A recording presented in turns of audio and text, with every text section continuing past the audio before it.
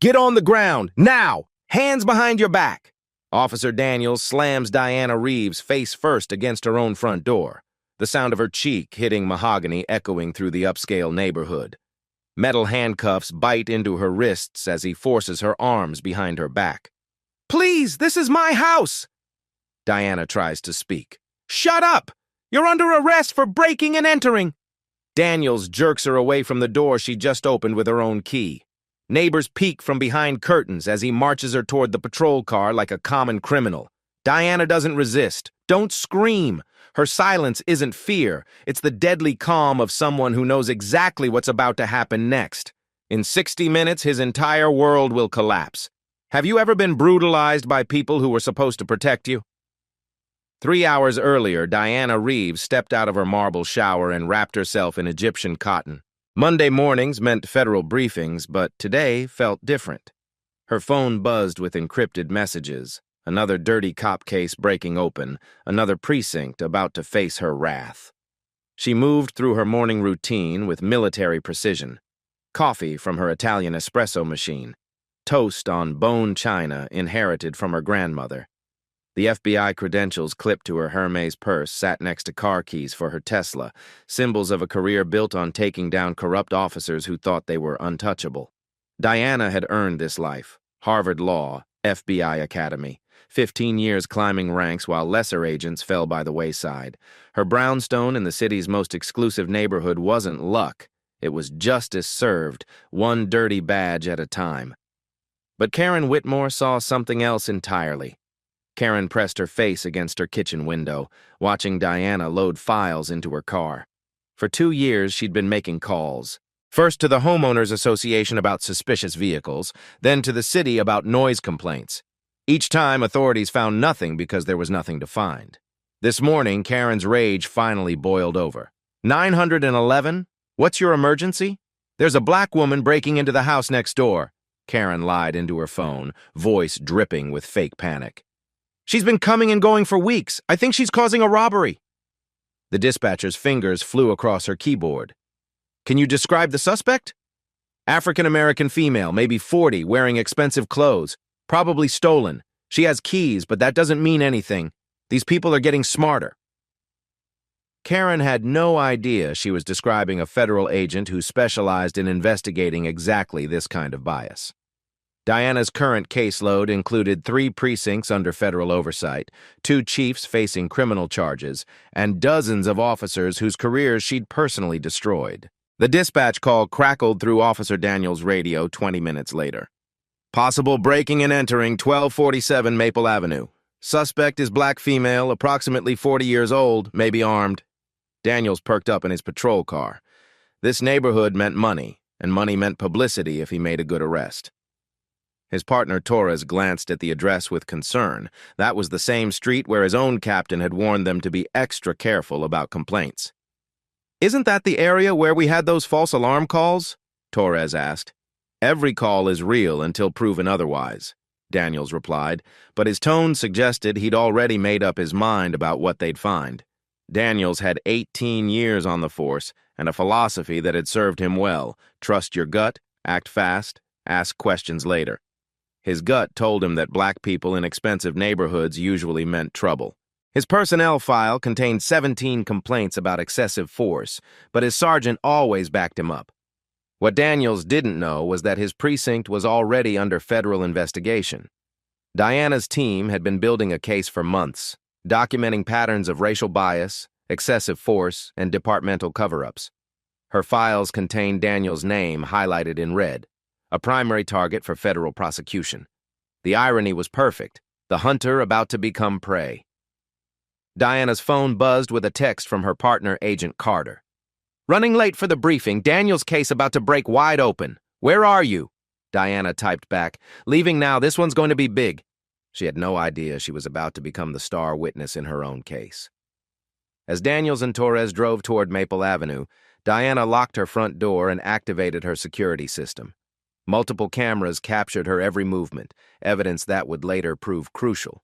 Her keys jingled in her manicured hands, the same hands that had signed federal arrest warrants for corrupt officers across 3 states. The morning sun cast long shadows across her perfectly manicured lawn. In 60 minutes, that same lawn would be trampled by backup officers, crime scene tape, and the boots of the man who was about to make the worst mistake of his career. Diana climbed into her Tesla, adjusted her rearview mirror, and saw Karen still watching from her window. She waved politely, the last gesture of kindness Karen would receive before federal agents knocked on her door with handcuffs. The trap was set. The hunters were coming. They just didn't know who they were hunting. The patrol car screeched to a halt as Diana pulled back into her driveway. She'd forgotten her laptop, the one containing classified files on police corruption that could never leave her possession. A rookie mistake, but even federal agents were human. Officer Daniels burst from his vehicle like a man on a mission. His hand rested on his weapon as he approached Diana's car, Torres trailing behind with visible reluctance. "Step out of the vehicle. Keep your hands where I can see them." Diana turned off the engine slowly, her movements deliberate and controlled. She'd been in worse situations, drug raids, armed standoffs, terrorist investigations, but something about Daniel's aggressive posture triggered every alarm bell in her federal training. "Officer, I live here," Diana said calmly, stepping out with her hands visible. "This is my home." "Sure it is," Daniel sneered, his eyes scanning her designer clothes with suspicion. "And I'm the Pope. You got an ID, princess?" The word hit like a slap. Diana reached for her purse, but Daniels grabbed her wrist with bruising force. "Slow, real slow. What's in the bag?" Diana's FBI credentials were inches away, but she made a calculated decision. Let him dig his own grave first. Let the cameras capture everything. Let him hang himself with his own bias before she revealed the rope he was using. "My identification is in my wallet," she said evenly. Daniels snatched her purse and dumped the contents across her car hood. Credit cards scattered. Her FBI badge clattered against the metal, face down. Daniels saw designer makeup, expensive sunglasses, a Tesla key fob. "How's a girl like you who can afford all this fancy stuff?" His tone dripped with implication. "Are you dealing drugs? Turning tricks for rich white men?" Torres stepped forward. "Dan, maybe we should..." "Shut up and watch the perimeter." Daniels picked up Diana's driver's license, studying it like a forgery. 1247 Maple Avenue. Same address as the house. He looked up at Diana with theatrical surprise. Well, well, looks like we got ourselves a real smart criminal. Fake IDs and everything." "That's not fake," Diana said. "I own this property. I can show you the deed." "Oh, you got papers too? How convenient." Daniels tossed her license back onto the pile. "Let me guess. You inherited it from your rich white boyfriend when he died." The racism was so blatant that even Torres winced. But Diana remained calm, her mind working like the trained investigator she was. Every word was being recorded by body cameras, every gesture captured by her security system. Daniels was building her case for her. "Sir, if you'd like to verify my ownership, the property records are public." "Don't tell me how to do my job," Daniels exploded. "You people think you can just move into decent neighborhoods and nobody will notice? Think you can buy respectability with stolen money?" That's when Karen Whitmore made her grand entrance. "Officers! Thank God you're here!" Karen rushed across the lawn, her phone already recording. "I saw her breaking in earlier. She's been casing this house for weeks." Diana turned to face her lying neighbor. "Karen, you know that's not true." "Don't you dare speak to me!" Karen shrieked, playing her victim role to perfection. "I've been terrorized by this woman for months. She threatens me, plays loud music, brings drug dealers to the neighborhood." Torres looked confused. The house was clearly well-maintained, the woman was obviously educated, and nothing about this situation matched the 911 call. But Daniels had found his star witness. "Ma'am, are you the one who called this in?" he asked Karen. "Yes, I've been calling for months, but nobody listens. These people think they can do whatever they want because of political correctness." Diana's jaw tightened. Karen was lying so smoothly, so confidently, that she almost believed it herself. This was exactly the kind of witness bias that Diana had spent her career documenting and prosecuting. "Officer, I'd like to call my attorney," Diana said. "Your attorney?" Daniels laughed. "What kind of attorney does a burglar need? The public defender's office is going to love this one." He grabbed Diana's arm and spun her around, slamming her face first against her own car. The metal was cold against her cheek as he wrenched her arms behind her back. "You're under arrest for breaking and entering, possession of stolen property, and resisting arrest." "I haven't resisted anything," Diana said through gritted teeth. "You're resisting right now." Daniels cranked the handcuffs tight enough to cut off circulation. "Stop struggling." Diana wasn't struggling. She was standing perfectly still, letting him demonstrate exactly why federal oversight existed. But struggling was what Daniels needed to see, so struggling was what he reported. Torres moved closer, his discomfort obvious. "Dan, her ID matches the address. Maybe you should do your job instead of second-guessing me." Daniels yanked Diana upright, parading her past gathering neighbors like a trophy. "This is what happens when criminals think they can infiltrate decent communities." Mrs. Patterson from across the street lowered her phone. She'd been recording everything, and what she saw didn't match what Daniels was saying. The woman in handcuffs looked more composed than the officer arresting her. "Is that really necessary?" Mrs. Patterson called out. "She wasn't resisting." "Ma'am, please step back and let us handle this," Torres said politely, but his eyes showed doubt. Daniel shoved Diana toward the patrol car. "You picked the wrong neighborhood, Princess. These good people don't want your kind here." Diana's mind cataloged every violation, every slur, every constitutional breach. Unlawful arrest, excessive force, racial profiling, false imprisonment. She was building a federal case in real time, and Daniels was the unwitting star witness against himself. As he forced her head down and pushed her into the back seat, Diana caught sight of her scattered belongings still spread across her car hood. Her FBI badge lay face down in the morning sun, its gold eagle invisible but not forgotten. The irony was so perfect it was almost poetic. The man arresting her had no idea she spent her days arresting men exactly like him. Karen stood in the driveway, filming everything with glee. She'd finally gotten rid of the uppity neighbor who made her feel small just by existing. She had no idea that lying to federal agents was a felony, or that Diana's security cameras had recorded every false statement she'd made over the past 2 years. As the patrol car pulled away, Diana's phone buzzed in her purse, still scattered on her car hood. Agent Carter was calling for the 3rd time, wondering why the FBI's most feared internal affairs investigator was missing the biggest briefing of her career. The briefing about the federal investigation into this exact precinct. The investigation Diana was supposed to be leading. The car radio crackled.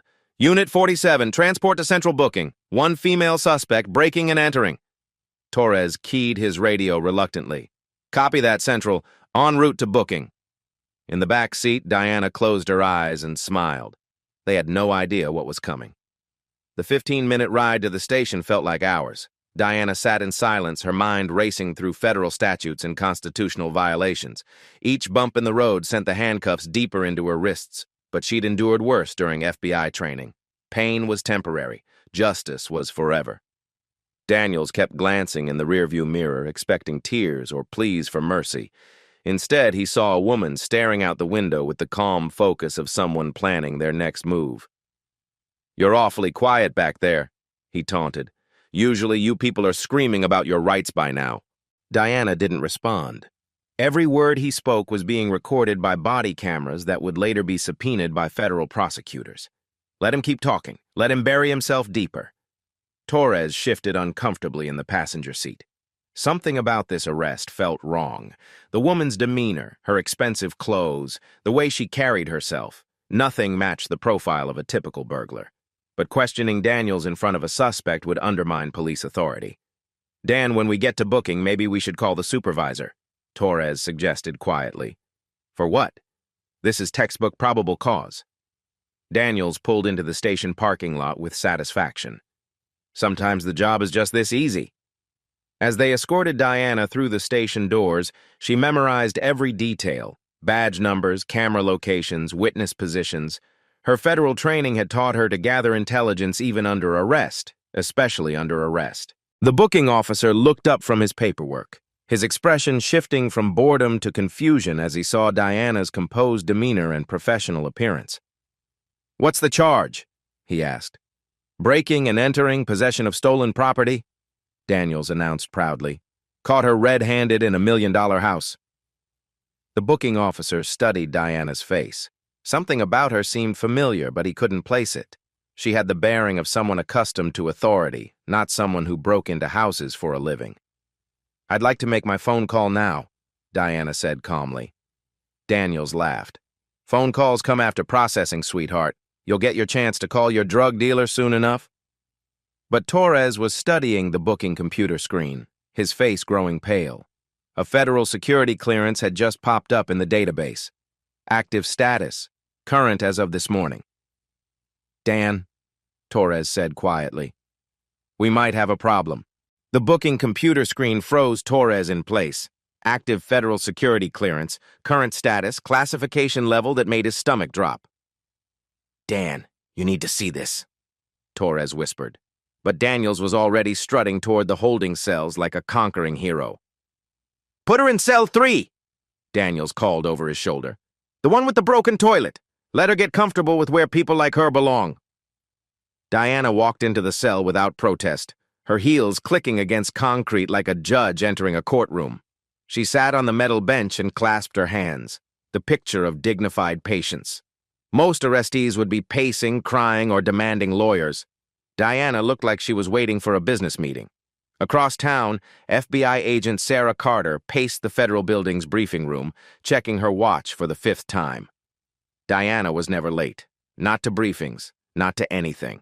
Especially not today, when they were finalizing arrests for the biggest police corruption case in the city's history. "Where the hell is Diana?" Carter muttered, dialing her partner's number again. Straight to voicemail. The irony was lost on everyone in the room. They were planning to arrest corrupt officers from the exact precinct where Diana now sat in a cell, handcuffed by the very men they were investigating. Back at the station, Torres pulled Daniels aside with trembling hands. "We have a serious problem. Look at this." Torres pointed at the computer screen. "Federal clearance, active status. This woman isn't some burglar." Daniels squinted at the screen dismissively. "Computer glitch. Happens all the time. These criminals are getting better at identity theft." "Dan, this isn't identity theft. The photo matches, the biometrics match, everything matches. So what if she works for some government office? Plenty of federal paper pushers commit crimes. Doesn't change anything." But Torres was already calling the FBI field office, his voice shaking as he explained the situation to the duty agent. The response made his blood freeze. "Special Agent Diana Reeves? Are you insane? She's our lead internal affairs investigator. If you've arrested her, you better have ironclad evidence or you're all going to federal prison." Torres hung up and grabbed Daniels by the shoulder. "We arrested a federal agent who investigates police corruption." "Bullshit!" Daniels spat, but his confidence was cracking. "She's a criminal. I know a criminal when I see one." The booking officer approached with Diana's personal effects, his face pale as he held up the FBI badge that had been face down on her car hood. "Special Agent Diana Reeves, Federal Bureau of Investigation, Internal Affairs Division," he read aloud. "Badge number 2847, issued January 15th, 2010. The station went silent. Even the background chatter of dispatch calls seemed to pause as the magnitude of the situation sank in. Daniel stared at the badge like it was a bomb about to explode. "That's fake. Has to be fake. Check the serial number." The booking officer was already on the phone with FBI verification. The conversation lasted 30 seconds. When he hung up, his face was gray. "It's real. She's real. We just arrested one of the most senior FBI agents in the country." In her cell, Diana heard every word through the thin walls. She'd been wondering how long it would take them to figure it out. Longer than expected, which would make excellent evidence in court. Her phone, still scattered on her car hood back home, buzzed with increasingly frantic calls from the FBI field office. Carter had escalated the missing agent report to the deputy director level. Search teams were being mobilized. Federal prosecutors were being notified. The system Diana had spent 15 years serving was now mobilizing to find her. And it was about to find her in the last place anyone expected. Sergeant Murphy emerged from his office, his face red with panic as he processed what his officers had done. 26 years on the force, and he'd never seen anything this catastrophic. "Release her, now! Cut the cuffs, apologize, and pray she doesn't have us all thrown in federal prison." Sarge, she was breaking into a house, Daniels started. She was the house. It's her house, her mortgage, her property. Murphy was screaming now. You arrested a federal agent for entering her own home based on a racist neighbor's lie. Torres was already heading to the cells with the key, his hands shaking so badly he could barely fit it in the lock. But when he reached cell 3, Diana held up one perfectly manicured hand. Don't, she said calmly. I haven't made my phone call yet. Torres stopped mid-step. Ma'am, we can release you right now. No paperwork, no record. This whole thing never happened. Diana smiled for the first time since her arrest. It wasn't a friendly smile. Oh, but it did happen, and I'm going to make sure everyone remembers it. She stood and walked to the cell phone mounted on the wall. I'd like to make my call now. Diana lifted the grimy jail phone to her ear and dialed a number she knew by heart. The phone rang once before a familiar voice answered. Agent Carter. Sarah, this is Diana, badge number 2847. Across town in the federal building, Carter nearly dropped her coffee. Diana! Where the hell are you? We've got SWAT teams looking for you. I'm in a holding cell at the 47th precinct. Diana's voice was calm, almost conversational. I've been arrested for breaking and entering, into my own home. The silence on the other end stretched for 5 seconds that felt like hours. You're where? Cell 3 at the 47th. The irony isn't lost on me, Sarah. They arrested the lead investigator of their own corruption case. Through the thin walls, Diana could hear frantic conversations erupting throughout the station. Torres was explaining to Sergeant Murphy. Murphy was screaming at Daniels. Someone was frantically calling the police chief. Diana, are you hurt? Did they? I'm fine. Bruised wrists from overly tight handcuffs, but nothing that won't heal. Everything's been recorded on body cameras. We'll have evidence for days. Chen was already grabbing her jacket and federal credentials. I'm coming to get you. Don't say another word until I get there. Actually, Sarah, patch me through to Director Walsh. It's time to make some calls. The phone clicked, and 30 seconds later, the deep voice of FBI Director Robert Walsh filled the receiver. Agent Reeves, what's your status? Detained but unharmed, sir. We have a situation that requires immediate federal intervention. Explain. Diana could hear boots running through the station hallway. Panic was spreading like wildfire. Sir, I've been arrested by officers from the same precinct we're investigating for corruption. They handcuffed me, degraded me, and threw me in a cell based entirely on racial bias and a neighbor's false report. We now have ironclad evidence of the systematic problems we've been documenting. Jesus Christ. Director Walsh's voice was barely controlled fury. How many officers are involved? The primary arresting officer is Daniel Daniels, badge 4472. He's already on our watch list for excessive force complaints. His partner Torres showed reluctance but failed to intervene. Multiple constitutional violations captured on body cameras. Are you requesting federal intervention? Diana paused, letting the weight of the moment settle. This was the nuclear option. Once she said yes, there would be no going back. The full power of the federal government would descend on this precinct like an avalanche. Yes, sir, I am. Consider it done. Federal marshals are en route. Nobody leaves that building until we sort this mess out. The line went dead, and Diana hung up the phone. She turned to find Torres standing outside her cell, his face pale as death. Ma'am, Agent Reeves, I'm so sorry. This is all a huge misunderstanding. Officer Torres. Diana's voice carried the authority of someone who'd sent corrupt cops to federal prison. Everything that happened today was recorded. Your body camera, the station cameras, my home security system. There are no misunderstandings, only evidence. Torres fumbled with the cell keys. Please, let me get you out of there. Not yet. Diana sat back down on the metal bench, crossing her legs like she was in a boardroom. I want to experience the full extent of your department's hospitality before I leave. Down the hallway, Sergeant Murphy was on the phone with Police Chief Harrison, his voice cracking with panic. Chief, we've got a federal situation. Daniels arrested an FBI agent. Not just any agent, internal affairs, the one investigating us. Chief Harrison's response was explosive. What the fuck did you just say? She's here, in our holding cell. Federal agents are on their way. Get me Daniels, now! Daniels approached the phone like a man walking to his execution.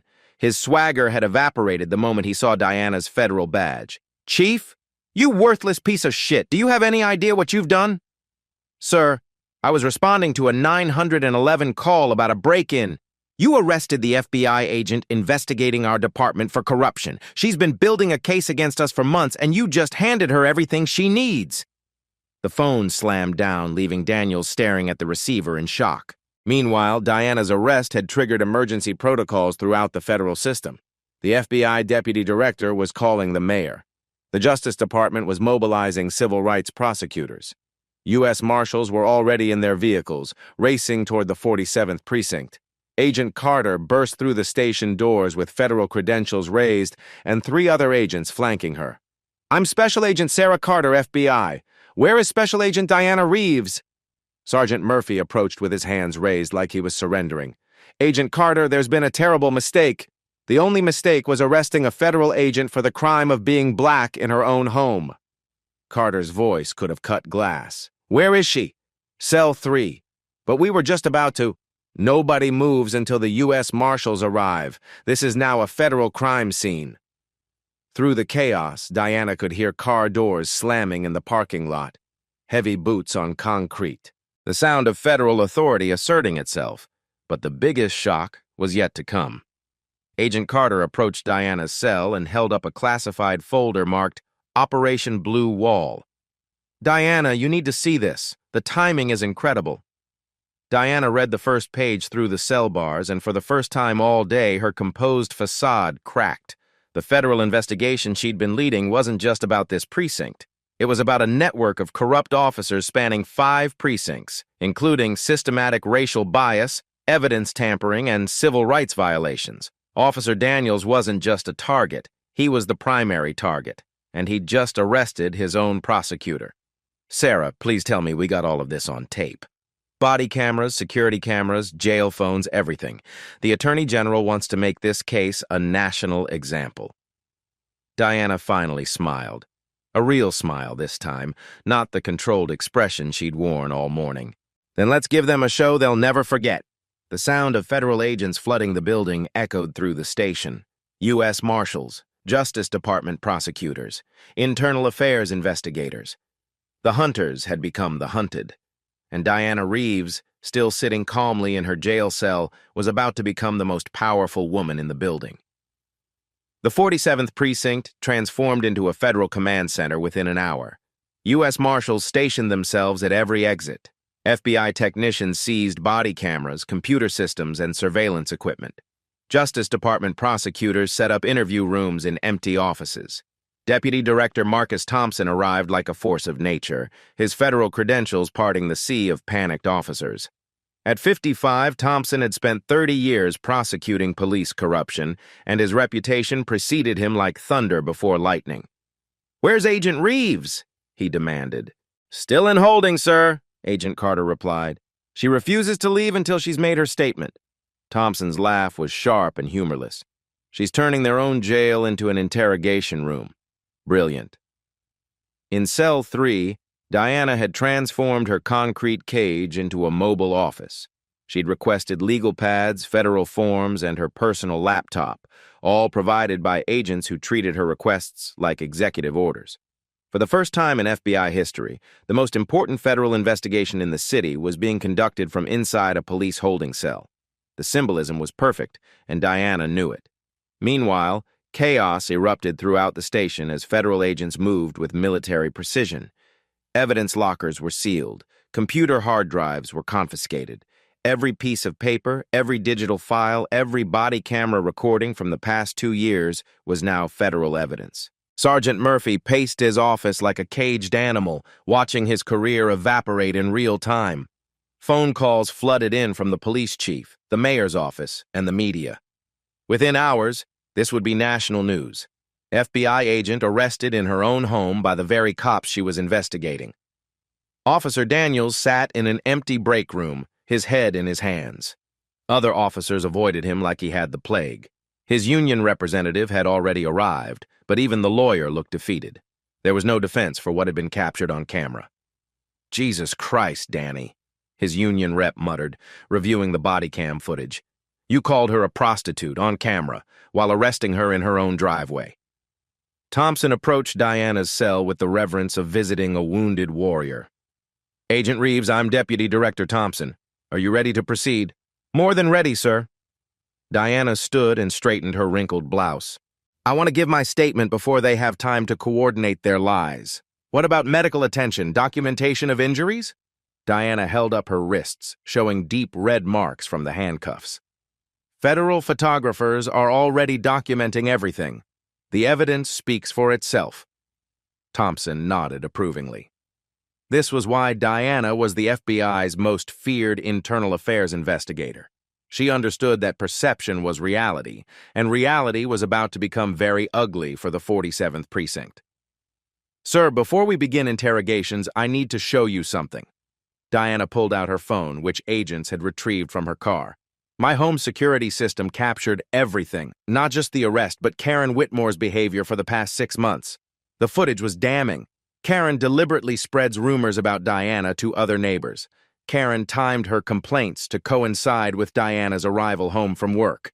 Karen coached other residents to view Diana as suspicious simply for existing in their neighborhood.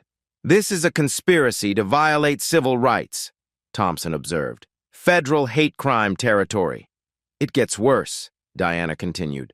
"I've been tracking similar patterns in 5 other gentrifying neighborhoods. White residents weaponizing police against black homeowners through false reports. It's systematic, organized, and racially motivated."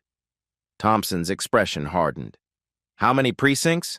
7 that we know of. This could be the biggest civil rights case since the 1960s. Federal agents were simultaneously conducting interviews throughout the building. Officer Martinez, who'd witnessed Daniel's previous racist behavior, was finally given the opportunity to report what he'd been afraid to say for years. Desk Sergeant Williams was presenting evidence of complaint patterns that had been systematically ignored by supervisors. The truth was hemorrhaging from every corner of the precinct. "Bring me Officer Daniels first," Diana requested. "I want to look him in the eye when he realizes what he's done." Daniels was escorted to the interview room by federal agents, his face ashen and his hands shaking. Gone was the swaggering bully who'd arrested Diana 4 hours earlier. In his place sat a broken man who understood his career was over. Diana entered the room still wearing her wrinkled clothes and handcuff marks. The visual impact was devastating, the victim confronting her abuser with the full power of federal law behind her. "Officer Daniels," Diana began, her voice calm but carrying the weight of absolute authority. "Do you know who I am?" "Yes, ma'am," Daniels whispered. "Say it out loud, for the record. You're Special Agent Diana Reeves, FBI Internal Affairs." "That's right. And do you know what I do for a living?" Daniels swallowed hard. "You investigate police corruption. More specifically, I investigate officers exactly like you. Officers who abuse their power. Officers who violate citizens' constitutional rights. Officers who think their badge gives them permission to brutalize people based on skin color." Diana leaned forward, her eyes never leaving his face. "For the past 6 months, I've been building a federal case against you and 15 other officers in this precinct. Sexual assault cover-ups, evidence tampering, systematic racial bias, civil rights violations. Your name is highlighted in red on my target list, Officer Daniels." The color drained from Daniel's face. I didn't know." "You didn't know I was FBI, so you thought it was safe to assault me. You didn't know I was documenting corruption, so you thought it was safe to be corrupt. But what you absolutely knew was that I was a black woman in an expensive neighborhood, and that was enough for you to assume I didn't belong." Diana pulled out a thick file folder and spread photographs across the table. Each photo showed a black person Daniels had arrested under questionable circumstances over the past 3 years. Marcus Washington, arrested for suspicious behavior while jogging in his own neighborhood. Charges dropped. Keisha Johnson, arrested for disturbing the peace while talking on her phone outside her own office building. Charges dropped. Jerome Phillips, arrested for loitering while waiting for his wife outside a restaurant. Charges dropped. With each name, Daniels seemed to shrink further into his chair. 17 cases, Officer Daniels. 17 black citizens you've arrested on fabricated charges. 0 convictions. 100% dismissal rate. Do you see a pattern? Agent Reeves, I was just doing my job. Your job is to serve and protect. Instead, you've been hunting and harassing. But today, you made a fatal mistake. You arrested the person investigating you. Diana stood and walked to the window overlooking the precinct bullpen, where federal agents were interviewing officers and seizing evidence. Every lie you told about me today, you've told about others. Every violation of my rights you've committed against citizens who didn't have federal badges to protect them. Every racist assumption you made about me, you've made about people who couldn't fight back. She turned back to face Daniels, her expression deadly serious. But I can fight back, and I will. The door opened and Agent Carter entered with another thick file. Diana, you need to see this. We found Karen Whitmore's complaint history. Diana opened the file and her eyebrows rose. 57 false reports over 5 years. 49 against black residents, 8 against Latino families, 0 against white neighbors. It gets worse, Carter continued. We found text messages between her and other neighbors organizing to drive out undesirable elements from the community. They've been using false police reports as a weapon. The evidence was staggering. Screenshots of neighborhood group chats where Karen and 3 other residents planned coordinated harassment campaigns.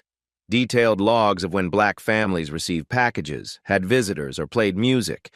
Instructions on how to phrase 911 calls to ensure police response. Karen Whitmore wasn't just a concerned neighbor, Diana realized. She was running a systematic campaign of harassment using police as her enforcers, and you were her weapon of choice. Diana looked back at Daniels. You responded to 43 of Karen's calls over 2 years. 43 false reports targeting minority residents. Not once did you question her credibility. Not once did you investigate whether her complaints were legitimate. Daniels' lawyer finally spoke up. Agent Reeves, my client is willing to cooperate fully with any federal investigation. Your client is going to federal prison, Diana interrupted. The only question is whether he takes the entire precinct with him or just himself. Thompson appeared in the doorway. Agent Reeves, we're ready for Torres. Officer Torres entered the room looking like a man facing execution. Unlike Daniels, Torres had shown hesitation during the arrest, and Diana had noticed. Officer Torres, you've been Daniels' partner for 2 years. You've witnessed his pattern of behavior. You saw me produce valid identification proving I lived at that address. You heard him make racially charged comments, yet you did nothing to stop the arrest. Torres shifted uncomfortably. Ma'am, I was following my partner's lead. Were you following his lead when he called me princess? When he suggested I was a prostitute? When he slammed me against my own car? No, ma'am, those things were wrong. But you said nothing, did nothing. In law enforcement, silence is complicity, Officer Torres. Diana pulled out Torres's personnel file. 8 years on the force, decent record, no excessive force complaints, several commendations for community service. You're not like Daniels, are you? No, ma'am, I'm not. Then why did you participate in my arrest? Torres struggled with the question, his internal conflict visible on his face. Because he's my partner. Because I trusted his judgment, because I was afraid to challenge him. And because I was black, Diana added quietly. Torres flinched. Yes, ma'am. If you had been a white woman in that neighborhood, I would have questioned the arrest. I would have pushed back harder. It was the first honest answer she'd heard all day. Officer Torres, you have a choice to make. You can go down with Daniels and face federal charges as a co-conspirator, or you can testify truthfully about what you witnessed and help us clean up this department. Torres looked at his hands, then back at Diana. What do you need me to do? Tell the truth. All of it. The racist comments, the excessive force, the pattern of behavior you've witnessed. Help us make sure this never happens to anyone else. Thompson stepped forward with federal immunity paperwork. Officer Torres, in exchange for your full cooperation and truthful testimony, the federal government is prepared to offer you immunity from prosecution. Torres signed the papers with shaking hands, effectively ending Daniels' career and sealing his own redemption. As Diana finally walked out of her own jail cell and through the precinct she'd just conquered, every officer she passed looked away in shame. The hunter had become the hunted, and justice was no longer theoretical. 6 weeks later, the federal courthouse buzzed with anticipation as the most significant civil rights case in decades reached its climax. Media trucks lined the street, civil rights leaders filled the gallery, the nation was watching. Diana sat at the prosecution table, no longer the woman in handcuffs, but the federal agent who would reshape American policing. Her testimony had been devastating, precise, and unshakable. Every racist comment, every constitutional violation, every moment of her arrest had been dissected under oath. Federal Judge Margaret Carter, no relation to Agent Carter, reviewed the mountain of evidence before rendering judgment. Body camera footage, security recordings, text message conspiracies, financial records showing the systematic exclusion of minority residents from the neighborhood. In 30 years on the bench, Judge Carter began, I have rarely seen such a clear-cut case of institutional racism and civil rights violations. Officer Daniels sat with his head bowed as the judge continued. Mr. Daniels, you arrested a federal agent in her own home based solely on racial bias. You subjected her to physical and verbal abuse. You violated every oath you took as a police officer. Your actions represent the worst of American law enforcement. The gavel fell with finality. 5 years in federal prison, no possibility of parole. Daniels' wife sobbed in the gallery. His children would grow up knowing their father was a convicted criminal. Justice had a price, and he was paying it in full. Karen Whitmore's sentencing was equally swift and brutal. Miss Whitmore, Judge Carter's voice carried contempt, you weaponized law enforcement against your black neighbors for over 5 years. You filed 57 false reports designed to harass, intimidate, and drive minority families from their homes. Your text messages reveal a level of racial hatred that belongs in history books, not modern America. Karen's lawyer tried one final plea for mercy, but the evidence was overwhelming. 2 years in federal prison for conspiracy to violate civil rights. Additionally, you will pay full restitution to every family you targeted, estimated at $2.3 million in damages, legal fees, and emotional distress. Karen collapsed in her chair. Her house would be sold to pay the judgments. Her social media empire of neighborhood watch groups was disbanded. The woman who'd tried to destroy Diana's life had lost everything.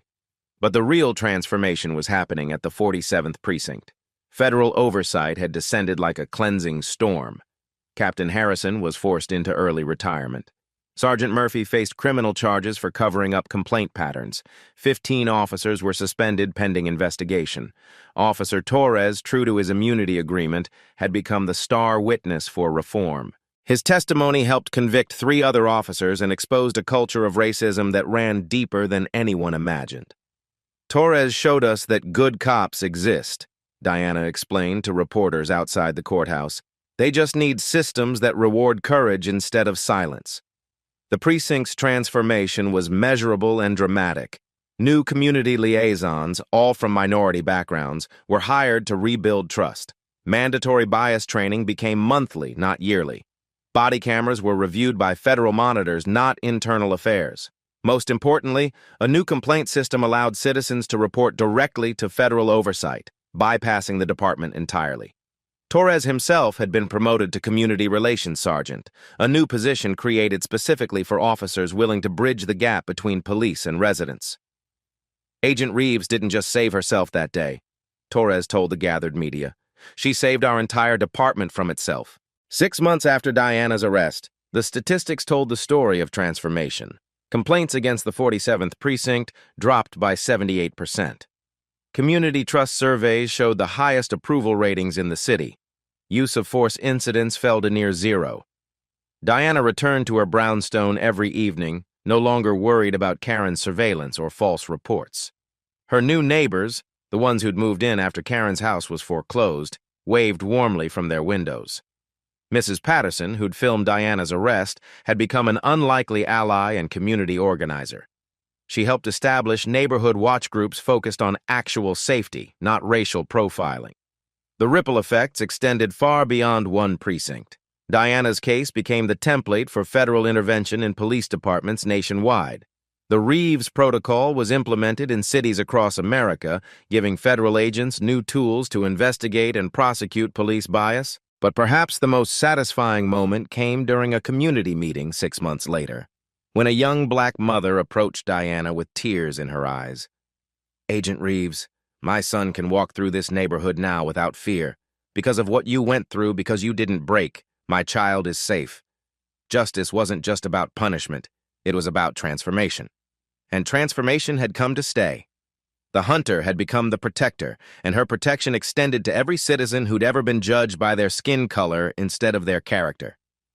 Diana's story reminds us that beneath every assumption lies a human being with their own truth, their own power, their own right to dignity. The woman Officer Daniels saw as a threat was actually the solution to everything wrong with his department. But this isn't just Diana's story, it's America's story. Every day, people make split-second judgments based on race, class, appearance, or accent. Every day, someone's potential is dismissed before they even speak. Every day, assumptions destroy opportunities for connection, understanding, and justice. The statistics are sobering.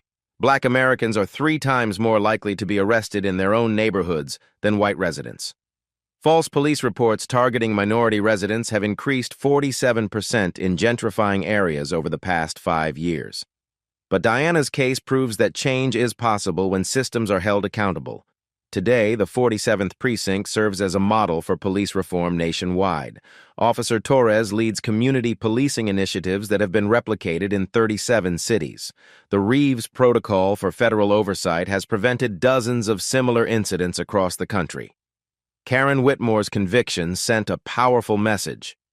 Weaponizing police against your neighbors has consequences. Federal prosecutors now actively investigate complaint patterns for racial bias. False reporting isn't just a misdemeanor anymore. It's a federal civil rights violation carrying serious prison time. Most importantly, Diana never stopped being who she was. She didn't let anger consume her or bitterness define her. She transformed her pain into purpose, her arrest into action, her humiliation into hope. 6 months after her arrest, Diana was promoted to Deputy Director of Internal Affairs, making her one of the most powerful law enforcement officials in the country. Her first initiative? Training programs teach officers to recognize their own bias before it destroys lives. Justice isn't revenge, Diana said during her promotion ceremony. Justice is making sure the next person doesn't have to go through what I went through. Her message resonates beyond law enforcement, in boardrooms where qualified candidates are overlooked for not fitting the culture, in schools where students are judged by zip codes instead of potential, in everyday interactions where humanity is secondary to assumptions. The transformation continues. Community oversight boards now include federal monitoring. Police training includes mandatory bias recognition. Citizens have direct access to federal complaint systems that bypass local departments entirely. But the most powerful change happened in individual hearts. Officers like Torres, who found the courage to speak truth. Neighbors like Mrs. Patterson, who chose justice over comfort. Citizens who realized their silence enabled injustice.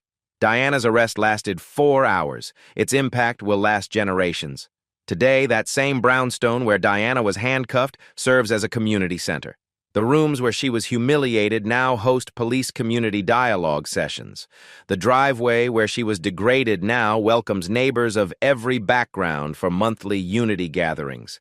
The irony is perfect. The place where bias tried to destroy her became the foundation for healing. What assumptions might you be making about the people around you? What biases might be shaping your judgments? What opportunities for understanding are you missing because you've already decided who someone is before learning who they really are? The next time you see someone who doesn't look like you in a space where you think they don't belong, remember Diana's story. Remember that the person you're judging might be exactly the person you need. Hit that like button if Diana's story changed how you see assumptions. Share this video with someone who needs to hear this message. Subscribe to Black Voices Uncut for more stories that prove justice is possible when ordinary people refuse to accept injustice. What's your Diana story? Tell us in the comments below. At Black Voices Uncut, we don't polish away the pain or water down the message. We tell it like it is because the truth deserves nothing less. If today's story spoke to you, click like, join the conversation in the comments, and subscribe so you'll be here for the next Uncut Voice.